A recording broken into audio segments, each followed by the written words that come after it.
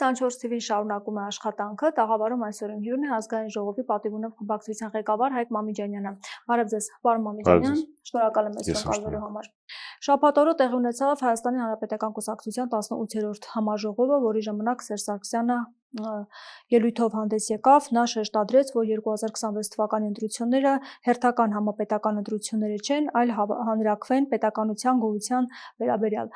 Կարծում եք ընդդիմության մոտ կա այս գիտակցումը, կարևորությունը ընտրությունների եւ արդյոք վճռական է դրամադրված իշխանապողության հարցում։ Մեր համագումարի ժամանակ ընդամենը բացվեց այն որոշումը, որը հրապարակվել էր գործադիր մարմնի նիստից հետո, դրանից մի քանի օր առաջ, պարզապես դրա դրդապատճառները եւ մեր անելիքները ներկայացվեցին։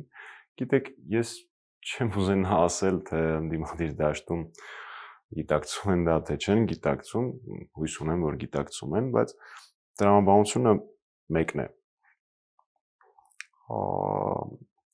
Հայաստանի Հանրապետական Կուսակցությունը, Հայաստանի ամենահին գրանցված հասարակական միավորը առաջին անգամ իր պատմության մեջ համապետական ընտրության չի մասնակցում։ Եթե մինչև հիմա ինչ-որ մեկը չէր հասկանում, թե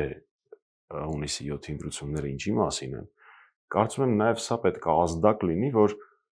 մարդիկ հասկանան, որ մենք վեր ենք կանգնել կուսակցական ամբիցիաներից, անձնական ամբիցիաներից, մենք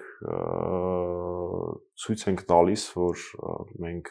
էգոցենտրիզմով չենք տառապում ու փորձում ենք բացատրել բոլորին, սա սովորական ընտրություն չի, որի արդյունքները վերջում բոլոր կուսակցությունները կարող են նստել, ասել, մենք ուզում էինք ունենալ 4 մանդատ, ունեցանք 3, լավ չի, կամ մենք ուզում էինք ունենալ 5 մանդատ, ունեցանք 10, լավ է։ Զուգահեռը կամ համեմատությունը հանրաքվեի հետ շատ ճշգրիտ է։ Մենք կամ կունենանք պետականություն, կամ չենք ունենա։ Եվ հենց այդ գիտակցումով հանրապետականը առաջնորդվելով մեր գաղափարական առաջնորդի Կարագին Նժդեի խոսքով կուսակցությանս հետ, բայց ազգիս համար կայացրել է այդ որոշումը ու հույս ունեմ, որ այս գիտակցումը վարակիչ կլինի մեր ընդդիմադիր գործընկերների համար։ Ում համար մասնավորապես։ Ես չեմ ուզում մասնավորեցնել կամ ինչ-որ մտնել, ասել այսինչ շատ է գիտակցում այն ինչի քիչ բացարձակ։ Այս տարիների ընթացքում ինչ ասես ասվել է։ Այսպես կոչված նախկիններն են խանգարում իշխանապողությանը եւ այլն եւ այլն եւ այլն։ Ինչ ասես ասվել է։ Այլևս հանրապետականին որևէ հարց լինել չի կարող։ Մեզանից որոշ շրջանակներ ներկայացնելով դա իբր ժողովրդի պահանջ, ասում էին պիտի ներողություն խնդրեք, մենք դա արել ենք նախագահ Սարգսյանի մակարդակով, նախորդ համագումարին, Վիգեն Սարգսյանի մակարդակով, Էդվարդ Շարմազանովի մակարդակով, Արմեն Աշոտյանն է դրա մասին բազմիցս խոսել ու մյուս հանրապետական գործընկերներն են։ Ասում էին, որ չպիտի կառուցվի ընտրությունը կամ նախկին կամ այս հրաշքները, դա էլ է անում հանրապետականը։ Այսինքն մենք պայքարի զոհասեղանին սկսած մեր ամենօրյա աշխատանքից, մեր կապերից, մեր քաղաքական կապիտալից, մեր մարդկային ռեսուրսից շատ ու շատ իմ ընկերներ գործադիր մարմնի անդամներից, նախագահի տեղակալներից, սկսած Արմեն Աշոտյանից վերջացրած շարքային կուսակցականներով իրենց ազատությունն են նաև դրել, հիշենք նաև Դավիթին Համբարձումյան եւ շատ ու շատ մեր ընկերներին։ Մովսեսին, մի խոսքով անուններ չթվարկեմ, որովհետեւ շատ են իրոք հանկարծ որևէ մեկին չնեղացնելու համար, անունը չտալու համար։ Ես այն ինչ տեղի ունեցավ մեր համագումարի համար եւս մեկ ապացույց էր, թե ինչի է պատրաստ հանրապետականը, հույս ունեմ բոլորիս նվիրական եւ սուրբ նպատակին հասնելու համար, այն է Հայաստանում իշխանապահություն։ Այսինքն դուք կարծում եք, որ կան ուժեր, որոնք շեմը եթե չեն հաղթահարելու, իրենք հասկանան դա եւ կամ միավորվեն կամ առհասարակ չմասնակցեն։ Այդ խնդիրը կա ձայներ կորցնելու, փոշիացնելու, իշխանության համար աշխատելու։ Դուք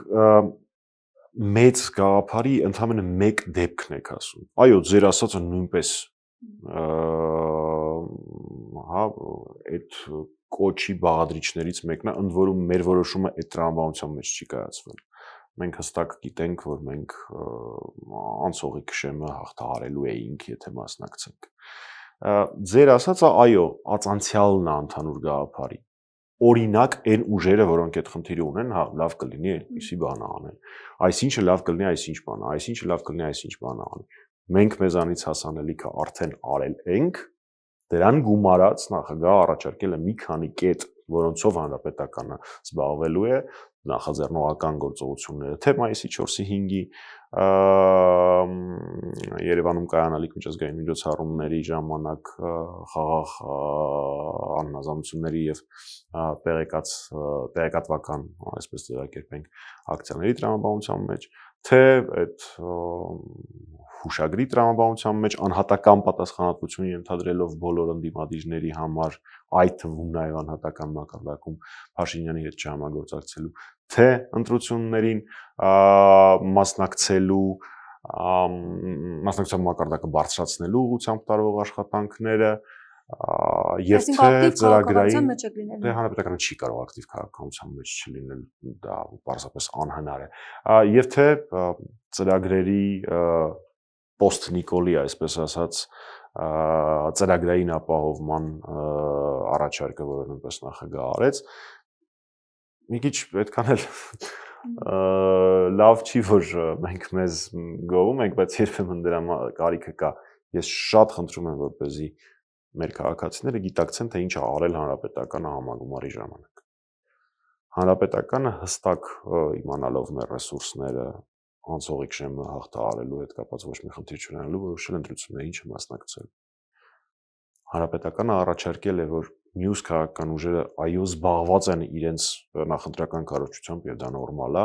դրա համար մենք պատրաստ ենք մեր մարդկային ռեսուրսը եւ կազմակերպչական ունակությունները ներդնել եվրոպացի քաղաքական գործիչներին, երկրի ղեկավարներին տեղեկացնելու իրենց համար տեսանելի եւս մեկ անգամ հանրայնացնելու Հայաստանում տեղի ունեցող խայտարակական գործընթացները, տեղեկացնել բառը օգտագործեցի, բոլորը ամեն ինչից շատ լավ տեղյակ են, բայց դա նորմալ չի էլի, որ գան ու սա լինի ու դա լինի Փաշինյանի տես նախընտրական խնջույքը, մենք դա թույլ չենք տալու։ Երրորդ, ինչքան գիտեք քաղաքական ուժեր, որոնք իրենք չմասնակցելով ընտրություններին պատրաստ են իրենց ծրագրային մշակումները, իսկ որևէ մեկը չի կասկածում, որ հանրապետականի կադրային ներուժը այնպեսին է, որ հաստատ լավագույններից մեկն է այդ ծրագիրը, պատրաստ են տրամադրել եւ պատրաստ ենք նախաձեռնել որպես ոչ կողմնակալ ուժ նախաձեռնել նաև այդ պակտի ստորագրումը, որ անհատական պատասխանատվություն կենթադրի բոլոր պատգամավորության տեխնացուների համար, այո, պատգամավորության տեխնացուների համար ոչ միայն քաղաքական, այլ նաև անհատական պատասխանատվություն։ Այսպիսի բան հայաստանյան քաղաքական դաշտում երբեք չի եղել, համաշխարհային քաղաքական դաշտում այս պահին ես չեմ հիշում դեպք, բայց այս մի քանի օրը նայում եմ, արդյոք այդպիսի բան երբևէ եղել է, թե չի եղել։ Մենք դա արել ենք ոչ միայն այն պատճառով, որ մեր էությամբ եւ մեր գործող կուսակցության նախագահը եւ հիմնադիր հայրերը իրենց էությամբ պետականակենտրոն են, այլ նաեւ վարակիչ օրինակ ծառայելու համար այս ընտրությունների նկատմամբ իրական ընդդիմադիր ուժերի մոտեցումները ձևավորելու տրամաբանության մեջ։ Սա 1-2 մանդատ ավել պակաս ստանալու ընտրություններ չեն։ Սա պետություն, պետականություն ունենալ կամ չունենալու հարակը։ Հիմա դուք կարծում եք, որ ընդդիմությունը ունի ռեալ շանսեր իշխանապողություն իրականացնելու համար, այն միավորները, որոնք ձևավորվել են, արդեն իսկ խոշոր 3-4 միավորի մասին է խոսվում, դեռևս ամբողջապես չի հստակեցվել, բայց ամեն դեպքում 3-4 միավոր կա, որովհետև իշխանությունը շատ անհանգստացած է, արդեն 1 ամսից ավելի, ինչ ամենօրյա ռեժիմով, լայվերով անընդհատ ասում, որ թույլ չենք տալու Գյումրի 2 անեք, իրենք տեսնում են այդ համախմբման հնարավորությունը, որ իշխանապողության կարող է հանգեցնել։ Տիկին Միքայելյան, նախ թե ինչ են ասում իշխանությունները, ես դրա վրա շատ խորապես թքած ունեմ։ Ինչքան իրանք ավելի անհանգստացած լինեն, այնքան ավելի լավ, այնքան դա ավելի ցուցիչ է նրա, որ ինչ որ մի բան ստացվում է։ 1, երկրորդ, խորին հարգանքով ձեր հարցի իմ պատասխանը բացարձակ էական չի։ Բացարձակ։ մեր կուսակցությունը համարում է, որ ամենաերաշխավորված, ամենալավ ճանապարհը իշխանափոխության impeachment-ն է։ Մենք դրա մասին խոսում ենք 1 տարի։ Մենք դրա ուղղությամբ արել ենք բազմաթիվ գործողություններ եւ շարունակելու ենք անել։ Բացարձակ որևէ օգտակարության գործակից չունի, եթե ես հիմա իմ գնահատականները ասեմ, թե ինչ սպասելիքներ ունեմ եւ այլն եւ այլն։ Անկախ դրանից հանրապետականը անելու է ամեն ինչ իր ուժերի ներածի չափով մի քիչ էլ ավել, որպեսզի մենք մեր ընդհանուր նպատակին հասնենք։ Եթե մոտեցումը դա լինի, այո, շանս կա, այո, մենք կարող ենք հասնել այդ նպատակին։ Մենք երբ մեր առջև նպատակ ենք դնում, նպատակը դնելուց առաջ չենք մտածում կարող է ստացվի, կարող է չստացվի, դա պետք է արվի։ Դրանից է կախված Հայաստան կլինի թե չէ, Հայաստանը պետականություն, հայերս պետականություն կունենանք թե ոչ։ Ուստի այդ շանսերի գնահատականները իմ համար էական չեն։ Բայց ամեն դեպքում Փաշինյանը բավականին այսպես ագրեսիվ է արդեն իսկ իր քարոզարշավով եւ իր հայտարարությունների մեջ եւ հասկանալի է, որ բավականին լարված պայքար է ընթանալու։ Ինչ սպասենք ընտրությունների։ Ամեն ինչ։ Ընտրություններից եւ պաստավորապես Փաշինյանից պետք է սպասել ամեն ինչ։ Ընտրությունների կեղծումը վաղուց արդեն սկսել է։ Ինչով է սկսել։ Դե եթե ընդդիմության առաջատար քաղաքական ուժի ղեկավարը անազատության մեջ է, ինձ թվում է այդտեղ երկար քննարկելու բան չկա, գեղեցիկներ արվում են, թե չէ։ Սամվել Կարապետյանը անազատության մեջ է։ Մեր կուսակցությունից Հայաստան դաշնակցի падգամավորը անազատության մեջ, մեր ընկեր Արտուր Սարգսյան, Հանրապետականից շատ ու շատ գործիչներ եղել են անազատության մեջ, մի քանիսը հիմա շարունակում են լինել անազատության մեջ, Դավիթ Համբարձումյան եւ այլոք։ Այսինքն այդտեղ ես երկար չպետք է ապացուցեմ, որ ընտրությունները կեղծում են, այս մարդիկ էլեկտորալ կշիռ ունեցող, էլեկտորալ դերակատարում ունեցող մարդիկ են։ Սա առաջին։ Երկրորդ, կապված իր ճղաձգումների հետ։ Թող շատ ցույց տա իր իրական դեմքը։ Իր իրական դեմքը այդ դա է։ Իր իրական դեմքը մետրոյում հերոսի աղջկան, ով իր տղայի հետ էր, ապուշ վիրավորանքներ հնչեցնելն է, թիրախավորելը, հետո այդ իր ֆեյքերի ֆաբրիկաներով Արմինեին թիրախավորելը։ Այդ դա է իրական դեմքը։ Ես շատ ուզում եմ, որ մեր քաղաքացիները դա տեսնեն։ Որովհետև երբ որ Փաշինյանի հետ բանավեճի մեջ ենք մտնում, մենք ազգային ժողովում, գուցե լինում են ինչ-որ քաղաքացիներ, որոնք ասում են, դե լավ, Մամիկյանյան Հայկն է, ինքը չգիտեմ, նախկին է, հին թալան չի, 30 տարի թալանել է, ես 35 տարեկան եմ, ոնց եմ 30 տարի թալանել, ճիշտ ասած չգիտեմ, բայց դա կարևոր չի։ Այդ պարագայում իր քարոզչամեքենան հնարավորություն ունի ինչ-որ բաներ անելու։ Բայց մետրոյում երեխայի հետ հերոսի աղջկա վրա հարձակվելը, հերոսի աղջկան փախած անվանելը, այդ դա է Փաշինյանի դեմքը։ Մտնել պատարակ, սուրբ պատարակը պղծել քարոզչությամբ, որովհետև ես կարդացել եմ Facebook-ում, որ վիդեոներ դեռ չեմ տեսել, բայց կարդացել եմ, որ երբ որ Փաշինյանը մուտք է գործել Սուրբ Աննա, ինքը սկսել է իր քարտեզիկները բաժանել այնտեղ հավաքված մարդկանց։ Նորից եմ ասում, վիդեո չեմ տեսել, կարդացել եմ Facebook-ում։ Չկա, բայց գուցե չգիտեմ։ Այ ես ուզում եմ, որ մեր քաղաքացիները հասկանան, որ Նիկոլ Փաշինյանը այդ մարդն է, որ մտնում է պատարակ ու սկսում է քարոզչական նյութ բաժանել։ Հետո դպրոցական երեխուն, ով առողջական խնդիրներ ունի, առողջություն իրեն եւ ազատություն իրեն եւ բոլոր քաղաքացիներին, սադրում է իր գործողություններով, իր խոսույթով, ու հետո այդ երեխուն տանում փակում։ Թույլ չտալի, որ ինքը վերջի զանգին մասնակցի։ Թույլ չի տալիս, որ ինքը դպրոցը կարողանա ավարտել։ Այ երբ որ Փաշինյանը մնում է մենակ իր հետ, ինքն իր հետ, այդ դա են տեսնում մեր քաղաքացիները։ Այդպիսի դրսևորումներ դեռ շատ են լինելու, հաշվի առնելով իր անհավասարակշռությունը։ Ու այդ ժամանակ մեր քաղաքացիները կտեսնեն, այ էս է Փաշինյանը։ Էս իմ նշած երկու դեպքում ինքը չի կարող մեղադրել հանրապետականին, նախկիններին, եսի ինչի։ Մենք էինք մեղավոր դրանում։ Էնպես որ սրանք հրեշավոր դեպքեր են, հրեշավոր Արմինեի տղայի տեսանկյունից ելնելով, Դավիթի ընտանիքի, Մինասյանների ընտանիքի, առողջության, անդորրի, հանգստության տեսանկյունից ելնելով եւ ես չնայած մենք դրանում մեղք չունենք, բայց հազար ներողություն եմ խնդրում, որ այդ ընտանիքները այդ ամեն ինչի մեջով անցնում են։ Բայց այդ զոհողության հաշվին մնացած մեր քաղաքացիները տեսնում են այն փաստը, որ Փաշինյանի գործողությունները վաղ թե ուշ կպնելու են բոլորին։ Գիտեք, գուցե մի քիչ երկար պատասխանեցի ձեր հարցին, բայց 18 թվականին, երբ խայտարակ ատելության քարոզներ իմ ընկերների նկատմամբ, ովքեր այն ժամանակ պարլամենտում էին կամ գործադիրում էին, շատ շատերը նայում էին, ասում էին, դե, հա, հանրապետականին անում, ինչ անում է։ Հետո եղել են դեպքեր, երբ տարբեր քաղաքական կամ հասարակական կամ սովորական քաղաքացիների նկատմամբ էր սրվել այդ քարոզչամեքենան։ Մենք քանի որ դրա մեջով անցել էինք, բոլոր այդ դեպքերի ժամանակ փորձել ենք կանգնել այդ քաղաքական ուժի կամ հասարակական միավորի կամ քաղաքացու կողքին։ Խնդրում եմ, մեր քաղաքացիներից ոչ մեկը չմտածի, որ դե լավ է, ինձ չի կպնելու։ Տրանսպորտի մեջ կարա գա կպնի շառը։ Դե առաջիկայում եթե քարոզաշարը Եկեղեցում կարա գա կպնի շառը։ Փաշինյանը գնալու է։ Ինչ որ պահի ինքը որոշելու է, որ ով գլխարկ չի դնում, պետքա, չգիտեմ, տուժ վճարի։ Ով առավոտները նայում Արարատին, ինքը պատերազմ է բերում, ում պապան եղբայրը կամ որդին ծառայել է պաշտպանության բանակում, Ղարաբաղում, պետքա ջնջի դա իր կյանքից, որ մենք մեր հերոսներին չպիտի հիշենք։ Ու այսպես շարունակ հնարավոր չի պատասպարվել թեկուս քո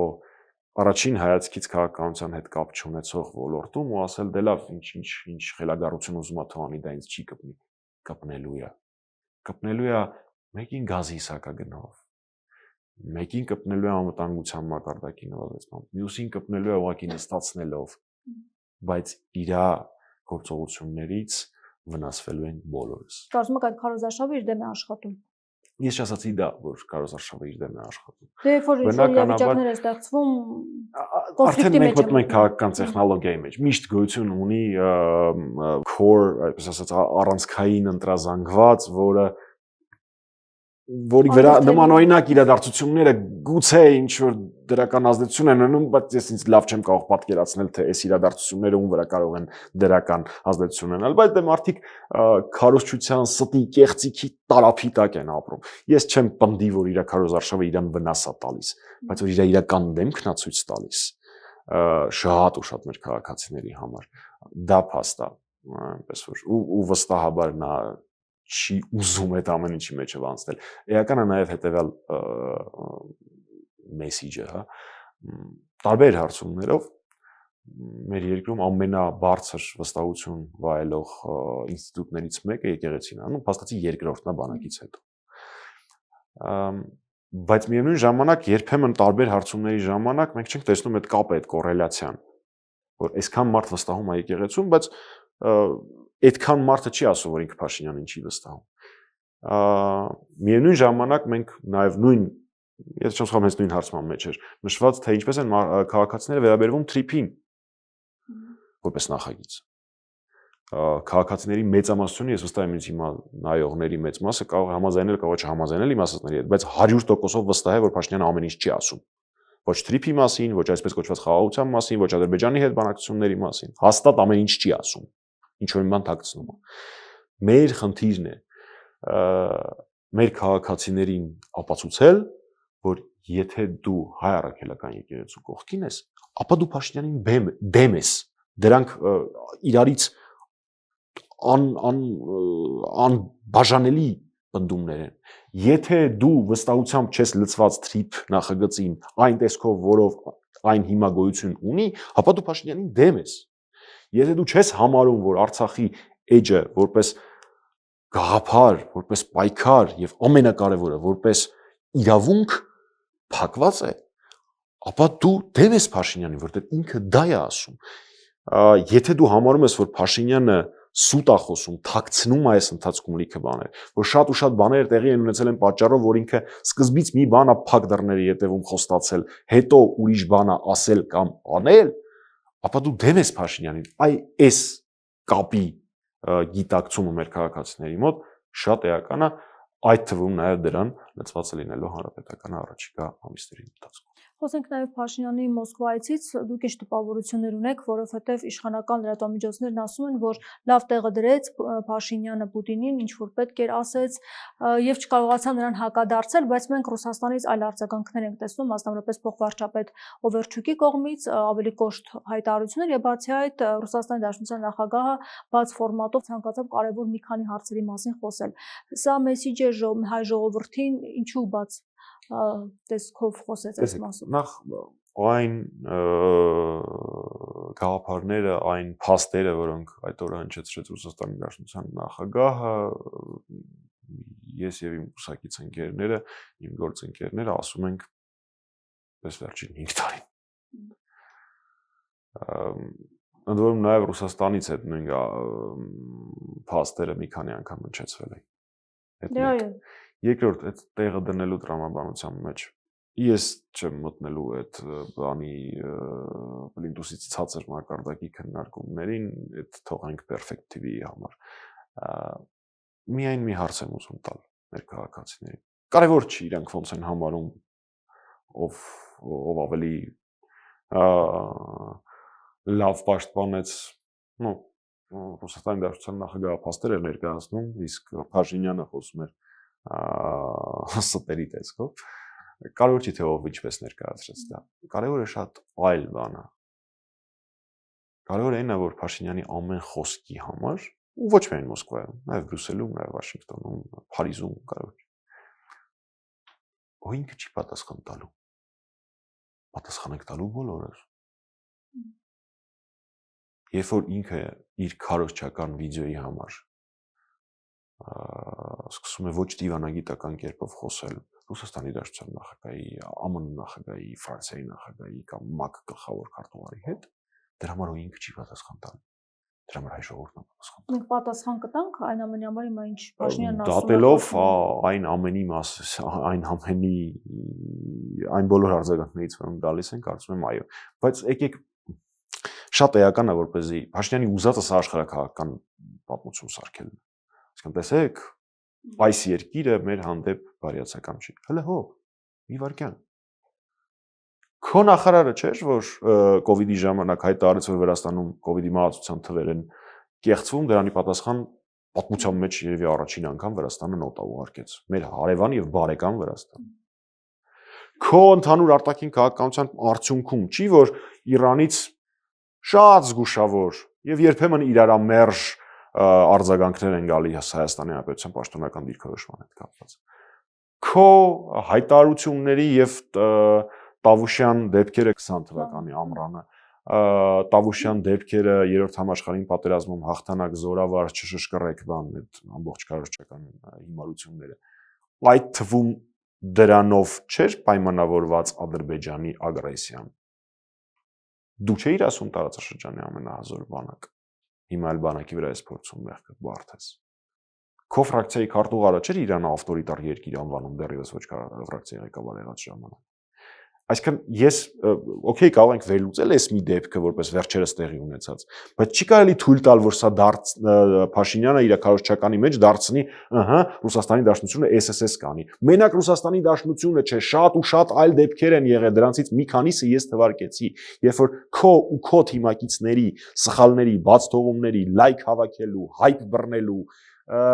մարդկային կյանքերի վրա ձայներ ու քաղաքական դիվիդենդներ հավաքելու արդյունքում պատասխան ենք տվել բոլորս, ես, դուք, մեր բոլոր քաղաքացիները։ Դու չէիր, որ ինչա թե կիլոմետրաժ ասես ավտոճանապարհների կառուցված, դրանք խայտառակ ձևով էս իրականացվում։ Հիմա այդքան որ գլուխ ես գովում այդ ճանապարհներով, Երևանի ճանապարհների վիճակը ազգային ժողովից Նիկոլ Փաշինյանի պատգամավորներից մեկը վերականգնում ասում այսօր գիշերը ժամը 12-ին կսկսեն փոսալցման աշխատանքները։ Երևանը, երբ որ ղեկավարվում էր հանրապետականի կողմից, այդ փոսալցման աշխատանքները արվում էին անդադար, ինչպես պետք է արվեին։ Երբևէ որևէ մի հանրապետականի մտքով չէր անցնի Երևանում գոյացած փոսերի փոսալցման աշխատանքները ազգային ժողովից անոնսել։ Իմիջիայլից ոչ մի բան այդ բայց սկսեց ճարվեց, մինչև հիմա էլ փոսեր։ Կարող ինչ բաներ արել են, բայց մինչև հիմա էլ Երևանում լիք փոսեր կա։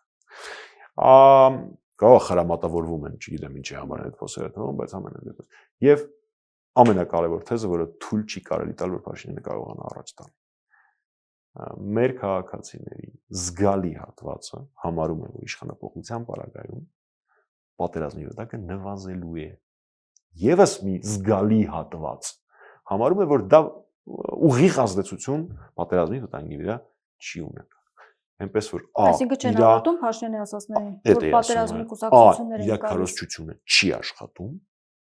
Երկու, մենք չպիտի թույլ տանք, որ ինքը կարողանա այդ տվյալը փոխել, որովհետև մարդուն կառավարման ընթացքում մի քանի պատերազմներ են եղել, իրավունք չունի պատերազմի մասին խոսել։ Այդ պատերազմների ելքելներ մենք բոլորս գիտենք։ Դե ես եմ այդ խաղաղությունը կարողանում բերել, ես եմ կարողանում պայմանավորվել Ալիևի հետ, նախաստորագրել պայմանագիր։ Ես այս օրինակը մի քանի անգամ բերեմ բերելու։ Եվրոպայում կա մի երկիր, որը այս պահին բաժանված է այսպես ձևակերպենք, խոսքը Կիպրոսի մասին։ Թուրքական ագրեսիա եւ այլն եւ այլն։ Այդ նույնն է, որ Կիպրոսի հունական հատվածի ղեկավարը այդ ագրեսիայից եւ գերավումից հետո վեր կանար ասել ես խաղաղություն եմ բերել։ Խաղաղություն որտեղ է լինում։ Մի քանի օր առաջ էր Ադրբեջանի պաշտոնական ներկայացուցիչը խոսում իբր ցեղասպանության մասին։ 1918 թվականի ուժ հայրը արել։ Դե չեմ էլ ուզում նույնիսկ բանան եմ բազմապատկեմ քարոզչական տեսանկյունից այդ ասած դա абսուրդ է, դասման տեղը չի ունեցել բնականաբար։ Բայց այդ որտեղ է այդ հայելայնությունը, որ ինքը ասում է դուք Արցախից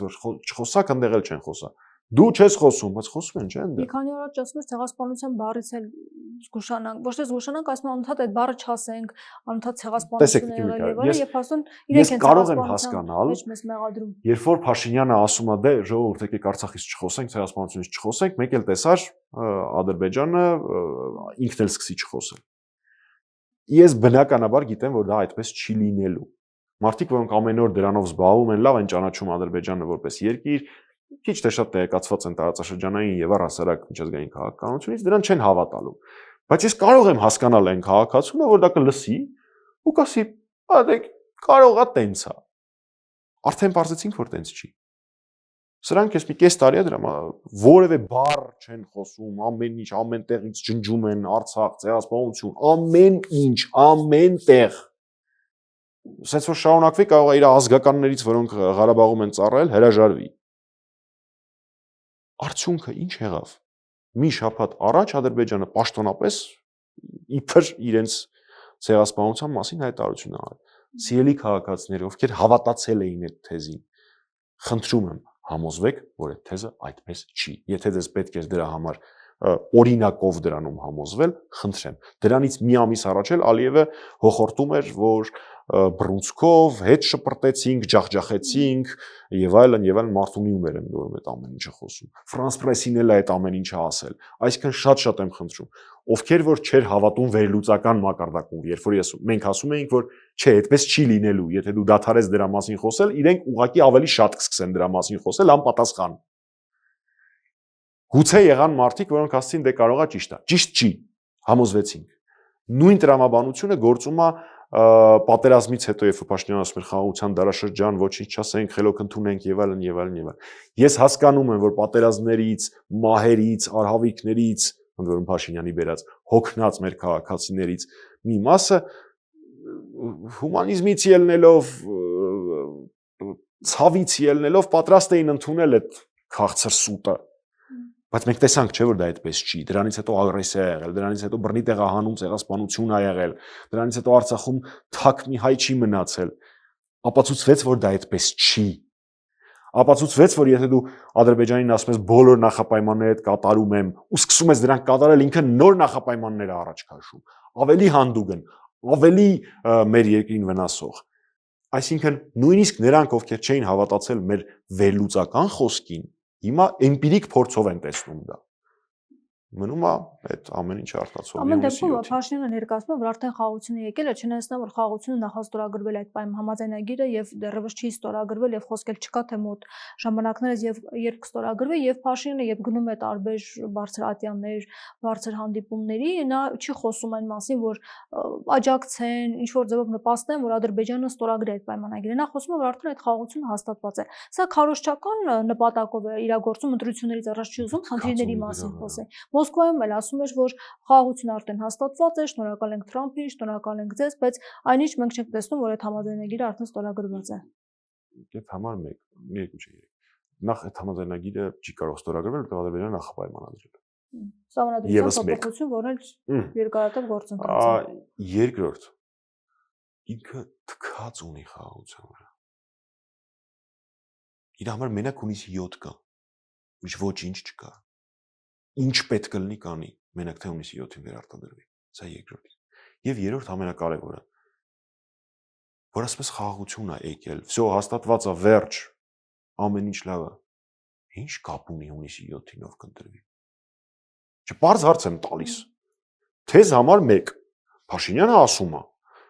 Հայաստանում հաստատվել է խաղաղություն։ Ու հաջորդ թեզը, եթե հունիսի 7-ին իրանք սահմանադրական մեծամասնություն չստանան, սեպտեմբերին կլինի պատերազմ։ Այդ ո՞նց։ Որովհետև վերանայելու են ասում են խաղաղության այդ համաձայնագիրը։ Նախ նման բան ոչ մեկ չի ասել։ Դա այո, չեն ասել։ Երկրորդ ամենակարևորը, այսինքն ստացվում է, որ դու ոչ թե խաղաղություն ես բերել, այլ ուղղակի դու են գտածոն ես Ադրբեջանի համար, գտած կերպար ես, որը ինչ դեմ են տալիս, ստորագրում է, համաձայնվում է։ Ու երբ որ քո փոխարեն ուրիշ մարդ լինի, որը կասի, եղբայր մի վարքյան, եկեք բանակցենք, եկեք հասկանանք, այսքան անհետ 100-ից ավել անհետ կորած ունենք։ Լավ, գերիների հարցը քաղաքական ես ասում, դրան լեսը կանրադառնանք։ 100-ից ավել անհետ կորած ունենք, դրանց ճակատագրի հետ կապված։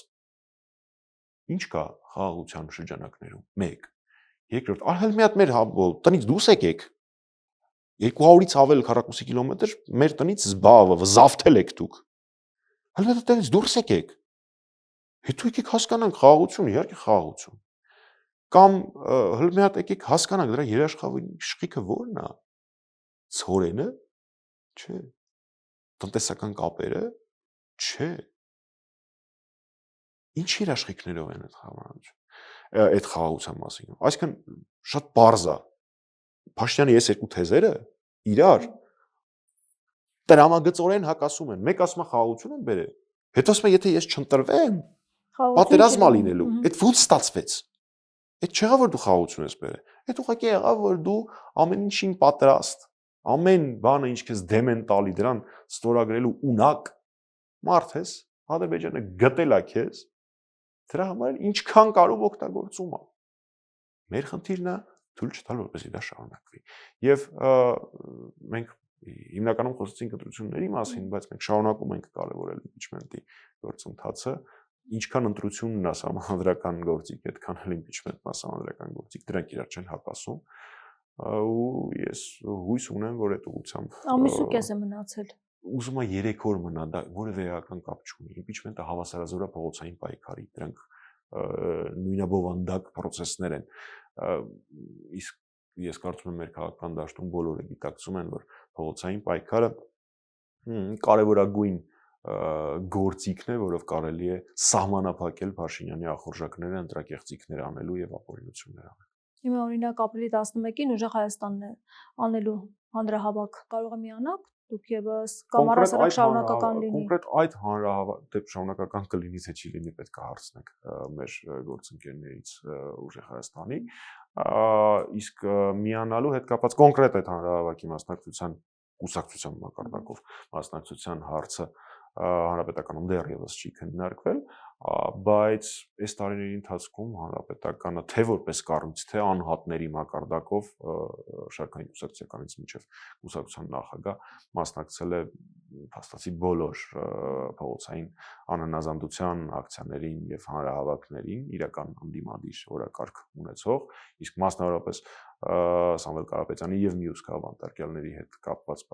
պաշտպանության հետ կապված ակցիաների ժամանակ հանրապետականը միշտ առաջին շարքերում է բարձ պատճառով, որովհետեւ մեր համար քաղաքապետարները մեր ու ձեր չեն լինում։ Քաղաքապետարը նեղության մեջ գտնվող մարդը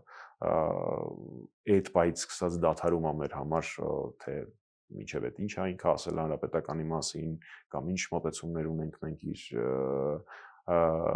գործողություններին մենք ինչպես եւ բոլորը հարազատիպես սկսում ենք պայքարել իր իրավունքների իրացման համար։ Այսինքն հնարավոր է կազմակերպեք փողոցային գործողություններ, ակցիաներ։ Ոչ թե հնարավոր է, մենք արդեն ասել ենք, որ դա անելու ենք։ Դա ասել ենք դեռևս նախորդ գործադիմանից հետո մեր հայտարարության մեջ, թե ինչ ծավալ դրանք կունենան եւ թե դրանք արդյոք դրանք բացառապես հանրապետականի կողմից կազմակերպված կլինեն, թե ամբողջ ընդդիմադիր դաշտը դրանցում կամ մոբիլիզացվի։ Նպատակն է, որ զսպեք Փաշինյանին ընտրակեղծիքների նպատակը առաջին հերթին իմպիչմենտն է, իշխանապողությունը իմպիչմենտի միջոցով։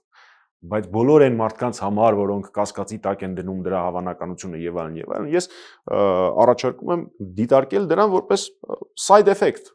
կողմնակի էֆեկտ, հավելյալ էֆեկտ, որ եթե լինի փողոցային պայքար, ապա դա զսպող մեխանիզմ կլինի իշխանությունների համար այս կամ այն անօրինություններին չդիմելու համար։ Շնորհակալ եմ զրույցի համար։ Զրուցում էի ազգային ժողովի պատիվունեմ խմբակցության ղեկավար Հայկ Մամիջանյանի հետ, շարունակեք մեզ հետևել, կհանդիպենք։